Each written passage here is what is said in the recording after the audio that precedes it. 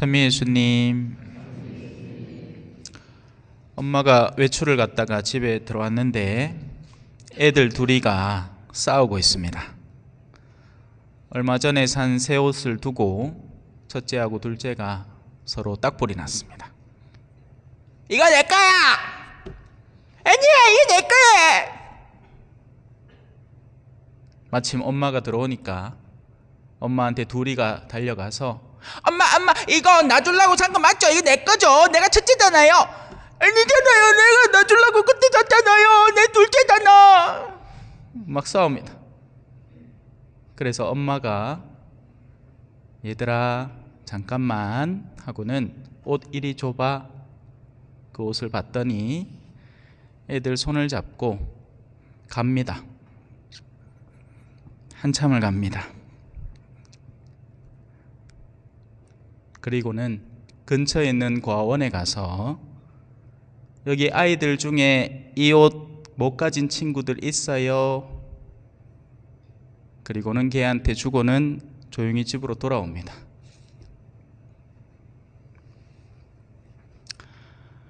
공정이라는 단어가 오늘 일독서에 나옵니다. 우리는 흔히 공정을 찾는다라고 열심히 외쳐대면서 싸웁니다. 그런데 실제로는 어떤 공정을 찾느냐면 나한테 득이 되는 공정을 찾습니다. 진짜 공정은 눈에 들어오지도 않아요. 관심 없습니다. 세례라는 것은 하느님의 뜻을 닮아 살겠다. 하느님의 뜻을 받아들이겠다. 내가 하느님이라는 분이 다스리시는 영역 속에 그 자녀로 들어가 살겠다라는 의미입니다. 그런데 많은 이들이 세례를 껍데기로만 받고 하느님의 뜻은 안중에도 없이 여전히 세상 안에서 나의 뜻만 추구하고 살아가는 경우가 너무나 많습니다. 세례의 본질적인 의미를 여전히 이해하지 못하고 하느님과 싸우고 있습니다. 하느님의 공정성은 시야가 굉장히 넓습니다. 나만, 나의 가족만, 내 민족만 아닙니다. 하느님의 공정은 전 세계, 심지어 모든 피조물을 아우르는 공정입니다.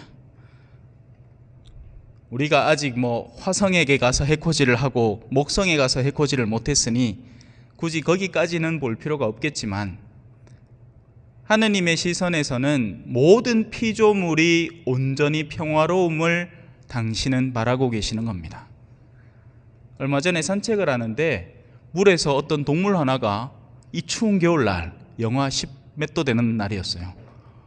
잠깐 불쑥 올라왔다가 쑥 들어가는 거예요. 수달이 있었습니다. 근데 이 겨울이니까 거기 있지 여름에 그 더러운 물, 수달이 사는 물이면 1등급 수라고 하대요. 여름에는 쥐뿔도 안 보이던 녀석입니다. 우리가 얼마나 더럽혀 놓았는지 이 추운데도 물이 안 오는 데도 있더라고요. 집에서 생활하수가 계속 물을 데피니까 그렇겠죠. 예전에는 썰매도 타고 했던 제 어릴 때 기억만 해도 제 외갓집이 외관이었거든요. 그래서 그 앞에 아파트 촌도 아무것도 없었고 전부 다 논밭이었단 말이에요. 그래서 그 앞에 냇가에 가서는 우리 친척 형들하고 명절 때 설날 때 모이면 막 얼음도 지치고 막 놀고 그랬었는데 이제 얼음 오는 데가 별로 없죠.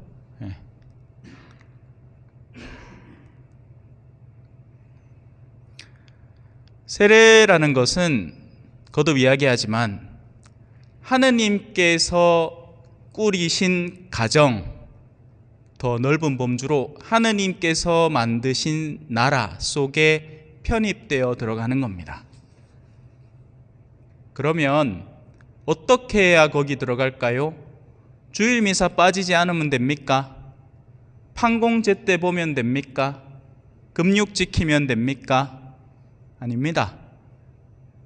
설령 그런 걸 못할 수도 있지 않겠어요? 병자들은요, 금요일날 밥이 아니고 고기 먹어야 됩니다. 노가다 하시는 분들은요, 일용직 노동을 강도를 굉장히 세게 하시는 분은 금요일날 고기 먹는 게 죄가 아닙니다. 오히려 먹어야 돼요. 먹어야 그 일을 하고 생계를 꾸릴 테니까요. 금육이라는 건 탱자탱자 집에서 놀면서 오늘은 뭘 맛깔진 걸 먹어야 내 입이 만족할까 요따구로 생각하는 사람들에게 훈련의 과정으로 선물되는 거지, 그걸 재개라고 하는 거지. 병자들이 지금 단백질이 엄청 필요하고 자기의 건강을 회복하기 위한 상태가 굉장히 필요한데 하느님이 그걸 가로막을 이유는 없는 겁니다.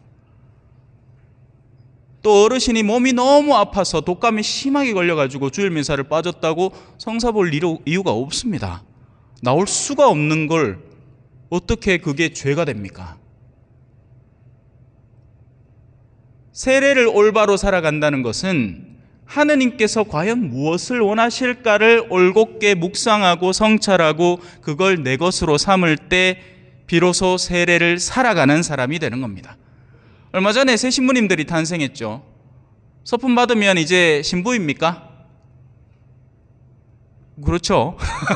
우리가 통상적으로 알기는 품이 달라지죠. 하지만 여러분, 의사가 땅 투기에만 관심이 있고 사람들의 목숨을 구하는 일보다 돈 버는 일에 관심이 있으면 그게 의사입니까? 장사꾼입니까? 후자죠. 그딴 건 의사가 아닙니다. 사람의 목숨을 살리겠다는 결의를 자기들은 선서를 합니다. 히포크라테스 선서라고 있어요. 하지만 그렇게 하지 않는다면 오히려 사람을 죽이는 일에 더 적극 찬동을 해서, 예를 들어서 산부인과 의사가 낙태를 더 조장을 하고 그걸로 인해서 수익을 당기려고 든다면 이 사람은 의사가 아니라 살인자가 되어버리는 거죠. 의사라는 건 의사의 직분을 수행할 때 의사인 겁니다. 사제라는 건 사제로서의 역할을 충실히 해낼 때 사제입니다. 신자라는 것도 마찬가지입니다. 믿음이라는 생활 속에 몸담아서 나를 변화시켜 나갈 때 신자인 거죠. 세례만 덜렁 받는다고 신자가 되는 게 아닌 겁니다. 그래서 오늘 일독서를 잘 읽어보면 내가 너를 빚어 만들어 백성을 위한 계약이 되게 하고 민족들의 빛이 되게 하였으니, 여러분들이 그 목적을 담아 세례를 받으신 겁니다. 여러분들은 밖에 나가서 아직 세례를 받지 못한 이들 앞에 하나의 계약으로서 살아가는 겁니다. 아, 저 사람은 하느님에게 자신을 바치는 사람이다. 아, 뭔가 남다르다. 우리는 전부 다 퇴폐적이고 음담한 이야기에 그런 데 기쁨과 즐거움을 느끼는데 저 사람 앞에서 그런 얘기를 했을 때는 저 사람은 그런 걸 별로 안 즐기더라. 우리는 술집 가갖고 막 아가씨 궁디 두드리고 막 이렇게 놀아야지 즐겁고 쾌락적이고 좋은데 저 사람은 딱 시간 되면 집에 들어가더라. 그래서 그렇게 살면 어떻게 되겠습니까? 배척당합니다. 미움을 받는다고요. 세상에 어울리지 않으니까요. 그게 세례받은 신앙인의 운명이 됩니다. 그래서 그런 부분이 하나도 없다. 삶이 너무나 평안하고 안정적이다. 한 번쯤은 내가 가는 길이 맞나 의심해 볼 필요가 있습니다. 물론 그렇다고 해서 무조건 고통을 땡기라는 건 아니지만, 내가 정말 신앙인으로서 참되게 살아갈 때는 그런 정도의 시련은 누구나 갖게 되는 겁니다. 그건 사제인 저도, 우리 수녀님도, 여러분도 다 마찬가지예요.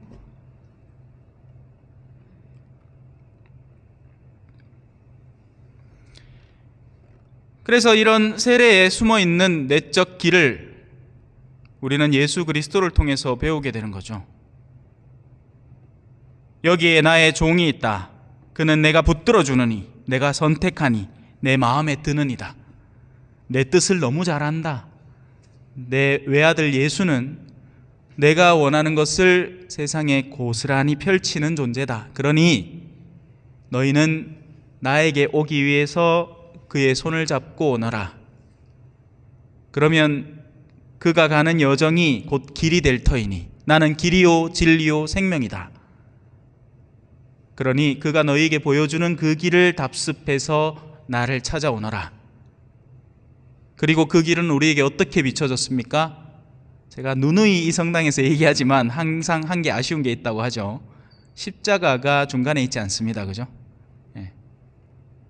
저는 이게 제 서품제인데 뒤에다가 십자가 이빨 박아놨어요. 평생을 지니고 살려고. 아까도 입으면서 그 생각했어요. 예. 그래, 십자가 지고 살아야지. 정말 주님께서 원하시는 뜻을 뒤쫓아가는 사람에게는 언제나 십자가가 동반됩니다. 이 십자가에서 도망가려 하면 할수록 우리는 우리 세례의 본질에서 멀어지는 사람이 되는 거죠. 예를 들어서 이런 십자가도 있지 않습니까? 자식들 성당 안 나갈 때 야들아 너가 성당 좀 나가라 했을 때 자식들이 아이고 어머니 저한테 그런 얘기 해주셔서 너무 고맙습니다. 또 해주십시오. 또 해주십시오. 네 성당 빨리 나가게 이렇게 얘기합니까? 아니면 엄마는 또 간다. 인자 좀 그만해라 하죠. 그게 겁난다고 멈추어 버립니다. 좋은 음식은 싸다 줄 줄 알고 좋다는 여행지는 같이 다닐 줄 알면서 왜 영적인 좋음은 선물해 주지 않으려고 하고 그 용기는 못 내는 겁니까?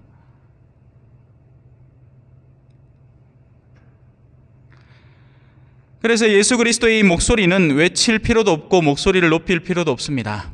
왜? 자신의 삶 자체가 그 십자가를 지고 가는 삶 자체에서 향기가 나기 때문에 그렇습니다. 그는 외치지도 않고 목소리를 높이지도 않으며 그 소리가 거리에서 들리게 하지도 않으리라. 굳이 따로 말할 필요도 없습니다. 사실 여러분들의 자녀들은 여러분들이 어떻게 사는지 다 압니다. 탐욕스러운 엄마는 탐욕스러운 줄 압니다. 아이고 뭐 성당 댕긴다 해놓고 막 뭐 저래 욕심이 많노 이러면 말짱황인 거죠. 야들아 나는 딴 거 필요 없다. 너가 내 낸자 하느님 만나러 갔을 때 너도 그때 같이 있었으면 좋겠다. 근데 이렇게 얘기하기엔 너무 겁나죠. 노후가 보장이 안 되잖아. 예? 밥 못 먹고 살까 막 겁나 죽겠습니다. 아들한테 버림받을까 싶어가. 그죠? 버림 좀 받으면 어떻습니까? 예. 저는 아도 없는데. 예? 없으니 그죠? 예. 없으니 뭐 아쉬울 것도 없고 뭐 기대할 것도 없습니다. 예. 좋네요. 뭐 신부님 사는 거 편안하잖아요. 그럴까요? 식간도 없어가 내 혼자 뭐 밥 챙겨 먹어야 되고 빨래도 지금 아까 전에 나올 때 빨리 건조기에 넣어야 되는데 까먹고 나가 지금 걱정이 산더미입니다. 닭고기 질겠는데 넣고 나올 걸. 지금 이제 현대의 사제의 삶들은 예전 같지 않습니다. 예전에는 성당이 버글버글 벅적지근해 가지고 막 존경도 받고 막 그 연배보다도 훨씬 더 높게 이렇게 대우해 드렸다면 이 실제로 하는 농담인데요. 옛날에 신부님들은 왕처럼 살았고 그 다음 신부님들은 영주처럼 살았고 지금 신부님들은 종처럼 산다. 이런 농담이 있어요. 모쪼록 오늘 이 주님의 세례 주기를 다시 한번 상기하면서 우리가 받은 세례가 나에게 어떻게 적용되고 있고 나는 그 세례를 어떻게 살아가고 있는지 한 번쯤은 되돌아보고 반성해 보는 시간이 되었으면 좋겠습니다. 잠시 묵상하시겠습니다.